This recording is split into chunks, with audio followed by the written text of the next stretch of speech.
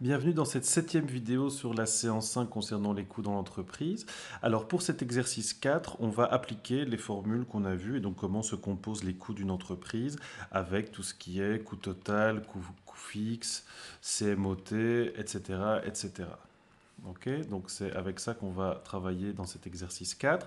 Alors faites attention, nous allons enlever cette donnée-ci, le CM égale 5, parce qu'en fait c'est une donnée qui nous amène vers une autre réponse que celle qu'on va avoir avec les autres données de l'énoncé. D'accord. Donc, maintenant que ceci étant dit, une entreprise qui produit quotidiennement 150 tonnes du bien X, donc ça veut dire quoi? Ça veut dire que la quantité produite Q égale 150. Un contrôleur de gestion constate les éléments suivants dans sa fonction de coût. CMOT, coût moyen total, égale 55 et CMOV égale 40.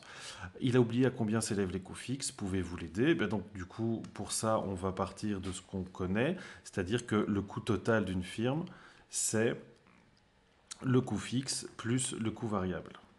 D'accord? Le coût fixe étant l'inconnu qui est ici, chez nous.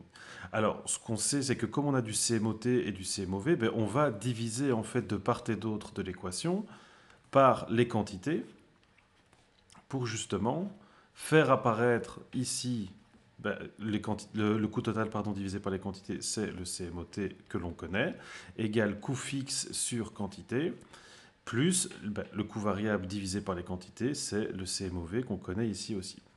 CMOV, voilà. Donc nous avons CMOT égale 55, égale coût fixe que l'on cherche, divisé par Q, mais on a dit que les quantités, c'était égal à 150. Donc coût fixe divisé par 150, plus CMOV que l'on a ici, plus 40. Ça va?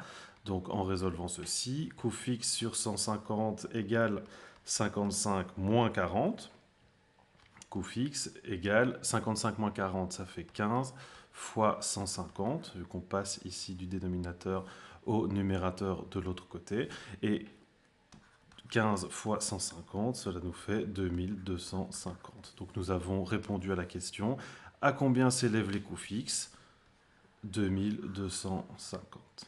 Voilà. Et vous remarquez que si jamais vous commencez à travailler avec le coût marginal ici et son intégrale, vous allez arriver à une autre réponse. C'est pour ça que dès le début, je vous avais demandé de supprimer ceci. À très vite pour la prochaine vidéo.